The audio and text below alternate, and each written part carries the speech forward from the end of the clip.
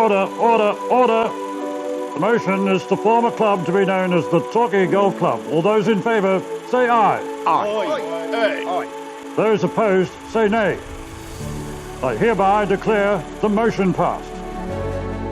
With those few words, the Torquay Golf Club was officially formed on the 30th of October 1920. Local publican Mr. Arthur Crowe was the inaugural president, and he, along with his committee, soon got things moving. Aided by a large contingent of volunteers, land opposite the hotel was cleared sufficiently well to allow the first competition to be conducted 2 months after the club was formed. It was played on land which the Torquay Caravan Park now occupies. The course conditions were quite agricultural, to say the least. Preparation of the playing area was ambitious and at times drew the wrath of the trustees when overzealous burning of trees made fairways somewhat wider than the original approvals envisaged. Application was made for affiliation to the Victorian Golf Association on the 21st of May 1921. Within a year, a new 9-hole course designed by local Barwon Heads professional Mr. G. Lowe was developed. It incorporated land mainly on the west side of Spring Creek, owned by Mr. Alfred Gilbert White, one of the foundation members of the golf club. Yeah, my grandfather was Alfred Gilbert, and he had the land down there, and I think originally the golf club leased it from him, and then I understood he gave it to them. Indeed, Alfred White had initially agreed to lease the land for £20 per annum. He later sold it a decade later for £500. The first monthly medal was run in November 1922 and won by Jonathan Crowe. The first life members were awarded at the annual meeting in November 1924, the recipients being Mr. Alfred White and Mr. William Hurst. The 1930s were a period of great development for the club. The first club championship for men was run in 1933. The lady members became affiliated with the Victorian Ladies Golf Union and the South West District Ladies Association. A new course layout designed by course architects, the Morecambe brothers, was implemented. A new clubhouse was built in 1937 for a sum of £300. It was funded by a loan from club president Mr. Basil Collins. It was a structure with a rounded brick area at the westerly end with a big fireplace upstairs. Downstairs there was changing facilities for men and women on different sides, of course. No carpet, timber floor. They used to have dances and a very cosy gathering around the fire after golf. The clubhouse remained in use on land to the east of Spring Creek until the new clubhouse was built in 1959. A stone bench made from the remnants of the old building now marks the place where it once stood. Part of the rationale for moving the clubhouse was the difficulty the club had in gaining a full liquor licence for premises on Crown land. They had a permit to consume anything that was open before 6 o'clock, and would run around and open about a dozen bottles before 6 o'clock. Afterwards they'd sit around and in a changing room downstairs and tell lies about the putts they should have got and didn't.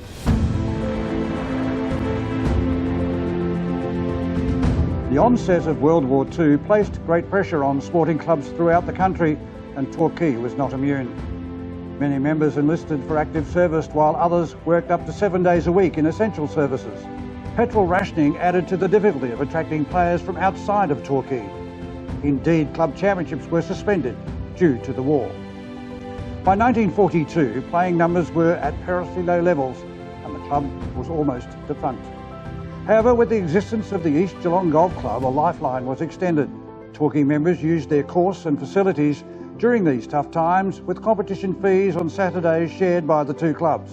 Several years later, with Torquay back playing on its own course, they invited East Geelong to come back and join them as severe drought had closed them.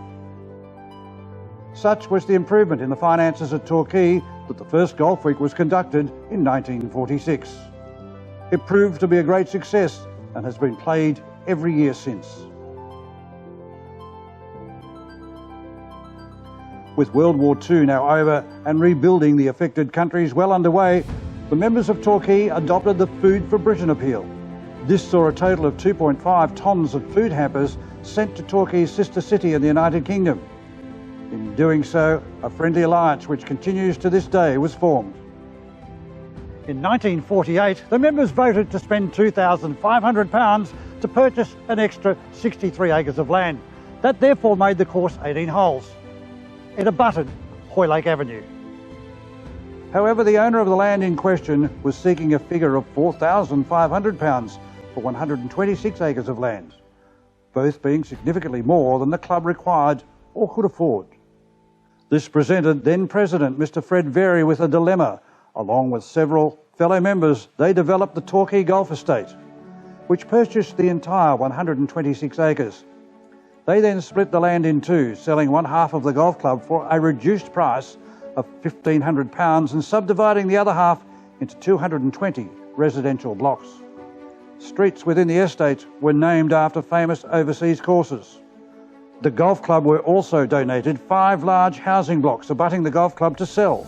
The price the club eventually obtained from these blocks was the same as the price paid for the additional 64 acres of land 1 year earlier. Work commenced on the new course in 1950 and took 2 years and £5,000 to complete. It was officially opened on the 19th of October 1952. They had what they used to call the new nine and the old nine. The old nine was what we now play as our first nine, and the new nine was this area over here on a hill. And by virtue of that, it was a wet nine and a dry nine. The low flat area often became saturated, and I can remember some instances where it was so wet they played 2 rounds around the dry nine. In 1951, the first Ladies Club Championship was run and won by Mrs. Eileen Hyland. Flush with new members joining the club since it became 18 holes, the committee decided to purchase and relocate a building used at the 1956 Olympic Village as its new clubhouse. Well, Dad at the time was on committee. He was sent up to Heidelberg Olympic Village, where that clubhouse was. Dad was in charge of demolishing and arranging the transport of that building down here, and another club member's father, John Laidlaw, actually was the builder that erected it on this side. But it was a lot bigger than the old clubhouse, gave us better changing facilities, better showers. We had 2 fireplaces. It also had a spike bar, which was one of the great features of the old clubhouse. The clubhouse was officially opened on the 19th of December 1959 by the President of the Victorian Golf Association, David Martin, in front of a crowd of 600. By 1960, the club had grown to such a size that it warranted the appointment of its first paid manager. Norm Patterson was chosen for this role. The same year, Moyle Brereton was appointed as the first golf club professional. In 1963, a reticulated water system was installed throughout the course at a cost of £13,000. This had the capacity to draw 600 gallons of water per day from a bore near the 4th hole. It met with mixed success due to the increasing salinity of the water it pumped over the course.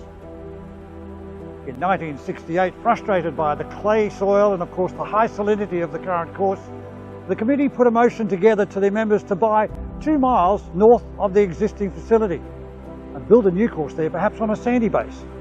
The motion was subsequently defeated by a narrow margin at a special meeting of members. Not to be deterred, in 1971, the committee changed tack and purchased 17 acres of land on the corner of Bells Boulevard and Sunset Strip for $13,600. This saw an off-course dam built along with another dam adjoining the 15th green. Both of these were connected via 1.5 kilometres of pipe and a pumping system. This project was completed in 1974 and allowed additional water to be brought to the course, but it wasn't enough. In 1982, a drain was installed under Hoylake Avenue that then fed and captured rainwater into an on-course dam. In 1984, another large dam was built, this time next to the 13th tee. Again, this was fed by rainwater from Hoylake Avenue. However, the latest dam persisted with regular leaks and attempts to solve the problem were all in vain, until club member Terry Lyons had approached President Bob Loader to stop finessing around and fix the problem. So the challenge was if Bob could repair the dam, have it filled with water, and could be sitting in a canoe drinking a Crown Lager when Terry came back from Mount Buller from his ski season, Terry would buy a barrel of beer. The same year as building the new dam, a 16-year-old junior, Brad Price, became the youngest member to win the club championship. By the time Brad turned 20, he had won 2 more. With water storage levels now much improved, issues with distributing this water efficiently throughout the entire course became the priority. The land surrounding the off-site dam offered a solution. Bill Garbett was the president at the time, and Bill was a real estate agent. So Bill was able to have that land subdivided and sold off, and that financed the construction of an irrigation system and a pop-up sprinkler system for the golf course. This project netted a profit of $347,000 and allowed a new automated watering system to be completed in 1989 at a cost of $267,000. The condition of the course was greatly improved. Despite these advances, water suppliers continued to rely on rainfall. Sadly, attempts to divert greywater from a nearby flower farm were abandoned after the initial cost of $350,000 was deemed too expensive. A major scare ran through the club in 1991 when the Department of Conservation and Environment served notice that it wanted to reclaim the Crown land that housed 6 of our greens and several of our fairways. After lengthy discussions, a compromise was reached and a new 50-year lease was issued in exchange for the 17th tee being moved and excess land returned to the government. The maintenance and development of the course was supplemented by volunteer labour, which became known as the Tuesday Gang. Tuesday Gang originated through members like Cess Browning, they'd bring their wives to golf, and then rather than go home and have to come back to pick them up, they'd work around the course. They'd cut the grass, do the flowers, and that just progressed from about 3 people up to about 20. Indeed, the club is indebted to those volunteers who over the years have made so many improvements to the course and have the availability of earth-moving equipment with the compliments of Telstra. I had access to tip trucks, bobcats, ditches, which we used on the course. All went really well until one committee meeting in the new members was a bloke called Mel Ward, who was the CEO of Telstra. I met up with Mel in the locker room, told him what was going on. He just looked at me and said, "What good PR." In a further attempt to promote the club to the wider community, it was decided to run a Pro-Am. The first was conducted in 1993 and proved an instant success. On our very first Pro-Am, we were runner-up to the best Pro-Am in Victoria in the first year. I think it was the 3rd year we won the best Pro-Am in Victoria. In 1995, the committee decided to further broaden its sources of revenue. This saw 25 poker machines introduced to the club. Finance was always pretty tough, but eventually we were able to persuade Tattersalls to install poker machines, which meant that we needed to rebuild. Unfortunately, the spike bar that's been mentioned many times disappeared, but we came up with far more superior accommodation and facilities for the golf club. This opened in 1996 and coincided with the commencement of a fully functional commercial dining room. Many memorable social events followed. The impact of gaming and dining on the club's finances was significant and underpinned its solvency for many years to come. Indeed, it allowed the club to replace the old golf professional shop with a completely new one in 1998. Over our 100-year history, we have had a total of 12 club professionals assisting members with their game. Alan Shank was the club pro when I first came here, and Alan was a very good teacher and still is a very good teacher. One of my ex-students, Johnny Vanderveen, employed me when I retired, and I saw John play exceptional golf. Steve Slater was a good teaching professional, and there are others that have had various abilities. I got a lot of help in the early days from John Vanderveen, back when I was a junior. He was always very giving of his time. him and his assistant pros, Scott Williams, Scott Smith. Always happy to go out for a game or just go down the practice range if I needed their time. Membership continued to flourish. By the turn of the century, it had reached close to 1,200. The club had established an enviable reputation throughout the region for its friendliness and its sense of fun, especially on Friday nights and the 19th hole.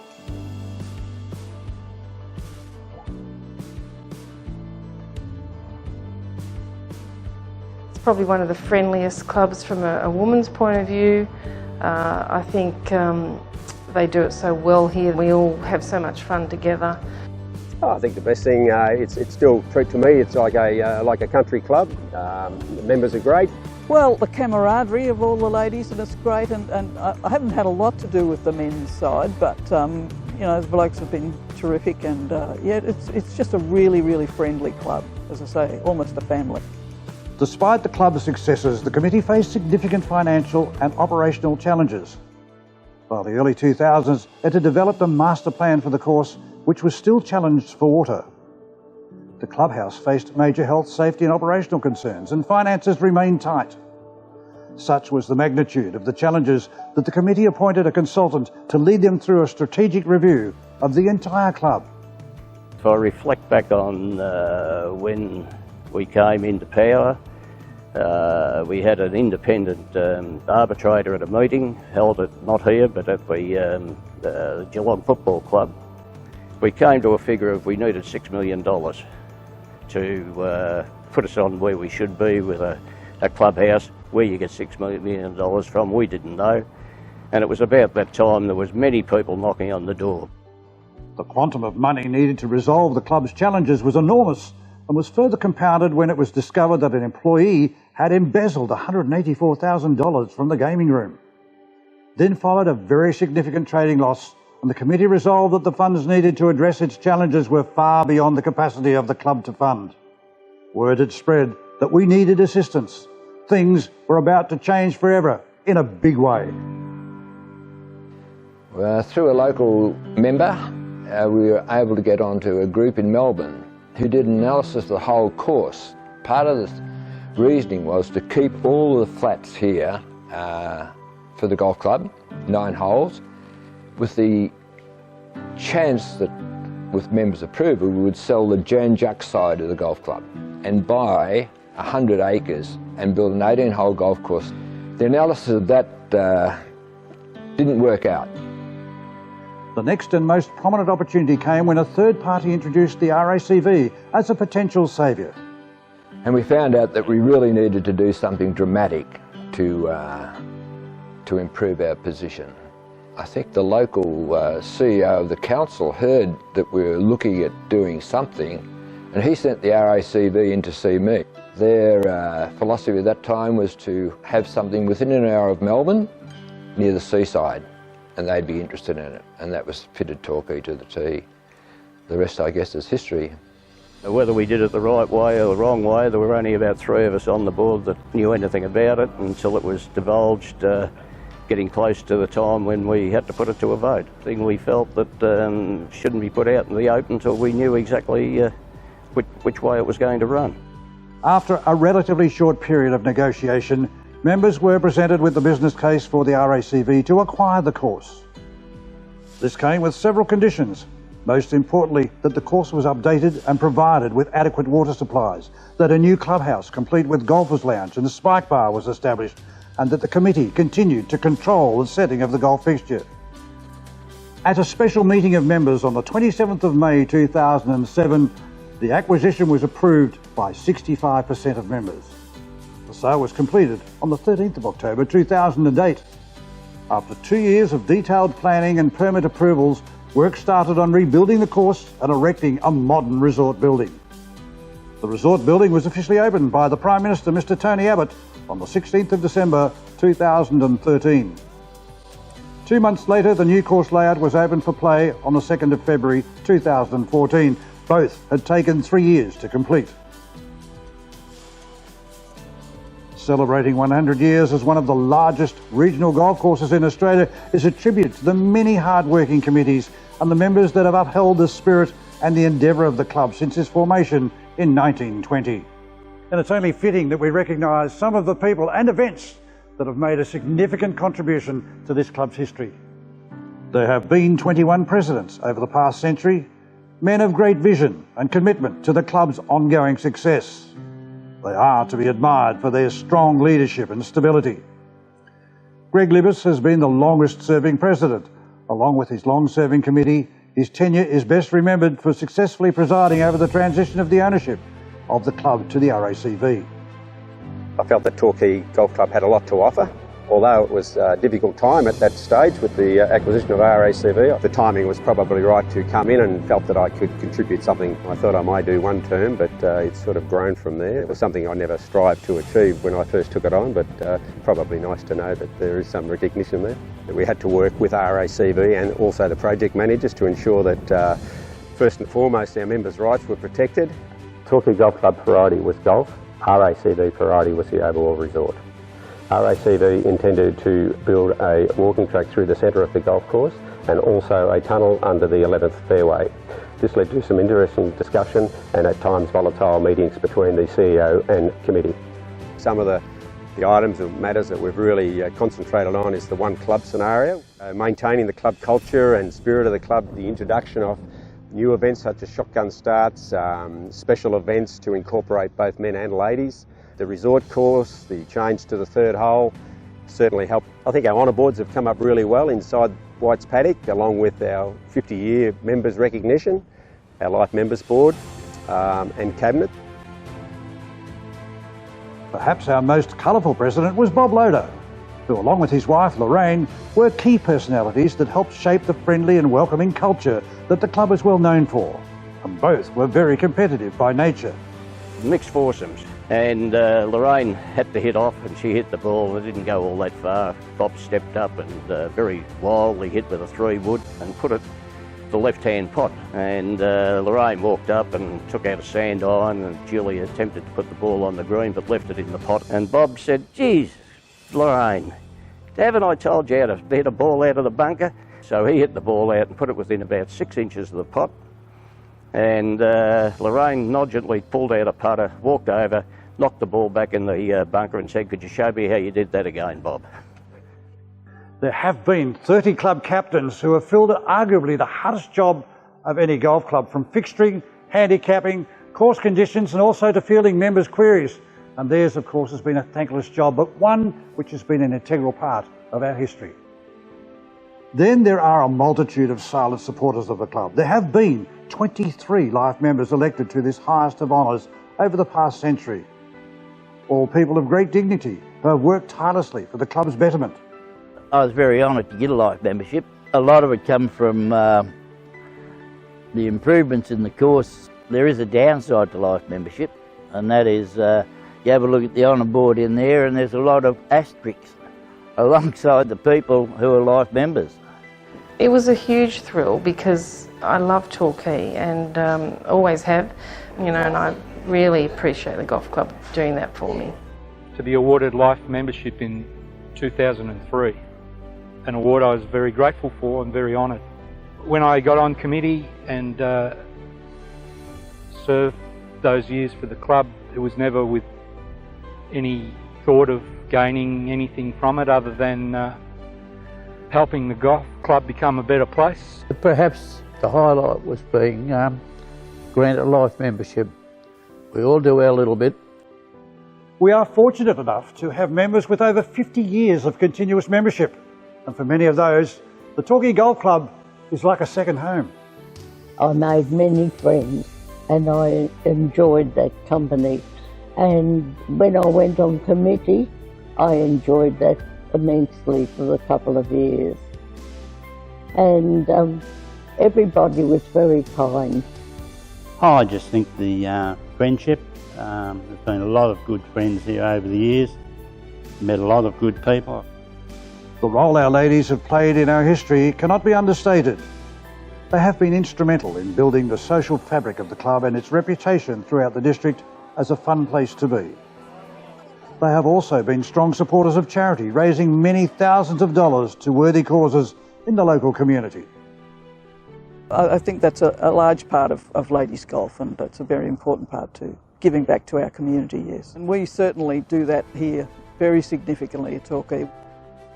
Holding the title of club champion is a most prestigious and sought after award. Our champion in the men's section was a gentleman by the name of Joe Bryody, and of course our ladies, Mandy Buckley. Both these members forged enviable records throughout the district and the state as players of elite ability, and both have made significant contributions off-field, so it is fitting that they have been awarded life membership. My golf's sort of been a bit of a surprise to me because I had such a strong tennis background, and when I first started golf I was hitting it along the ground that first year, couldn't get it in the air. I think without doubt Mandy Buckley is the one who stands out here at Torquay. So, I mean, you can't really get a much better pedigree than that, and a wonderful golfer. Of course, the one that stands out the most is the great late Joe Bryody. He was the best player in this club over my period and well before my period. Pennant has also been an important part of the club's history. The men have won 5 Division 1 titles, the first dating back to 1949 and last in 1974. Whilst there has been a considerable drought since the last Division 1 success, there have been 13 titles won in lower divisions. Yeah, I started senior pennant in '96. Started in Division 2, worked my way up into Division 1. Been there ever since.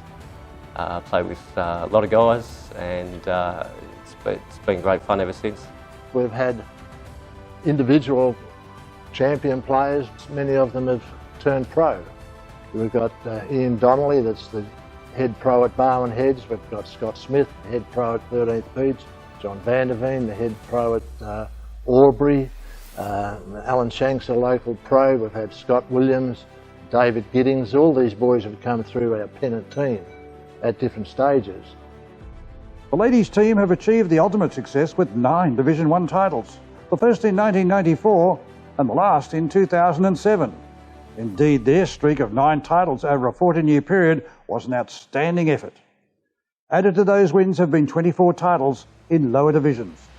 Pennant's been fantastic for the girls here. It's a great organisation. The district does it really well. You know, some of my fondest memories of those years were if we knew we were sort of going to win the flag, we'd take a bottle of champagne and drink it out of the boot. The men's seniors team secured its only title in 2005, whilst the junior pennant team have won 6 titles, the first in 1972 and the last in 2008. In a world where many are time poor, the need to foster our juniors and develop them into the future leaders of our club cannot be understated.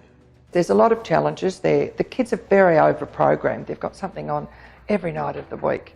So I try and work around that, try and work a way for them to come and to enjoy it. At this stage, our new junior program's in its infancy, and it's very much about enjoying it. The kids love to come out together. But it hasn't all been about golf. The club, through its members, have been largely responsible for the development of the Torquay community. An ongoing association with the local caravan park is highlighted by the annual Tenties versus Townies Golf Day. The golf club has played an important role in the fundraising efforts of our 2 local surf clubs over many years, the highlight being both the Torquay and Jan Juc clubs receiving donations of $200,000 as a condition of the sale of the club to the Racv. And let's not forget the $100,000 donation given for the development of the Point Danger Marine Sanctuary, which was another condition of sale. Special mention must be made of the support given to Legacy over many years. The annual Anzac Day event helps raise much needed funds for the Geelong branch of this amazing organisation. There are not a lot of sporting clubs able to celebrate 100 years in existence. We are privileged to be one of them.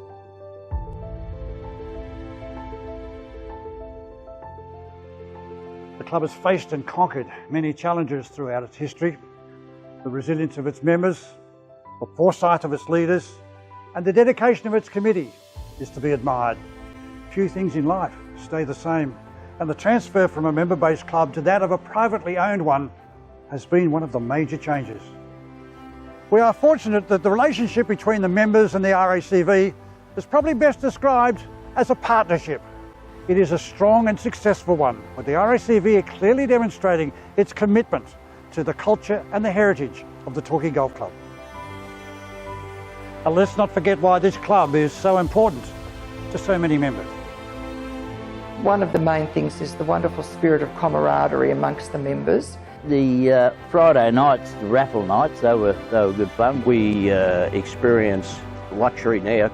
But I think the results that we've got today certainly vindicate what was done. The changes in the course have been, I think, fantastic. I find it more challenging and probably more enjoyable to play. I've had 53 or 4 years, whatever it is, membership, and every one of them has been a joy. The ladies being able to play on a Saturday was a significant change to the club, and one that was for the betterment of the club. I just think, the committees probably over the years have really done a good job. I'd like to thank all them for the work they've done over the years. No, I love the course, I love the club. I've got a lot of friends here, and you find that once you're a member of this golf club, you're pretty much a member for life. I've really enjoyed being here at Torquay. It's part of my family now, and I've had some great times. So. Member support's fantastic. We always put the members first and foremost to make sure that they're well catered for. We're just ensuring that the Torquay Golf Club will be around for a long time.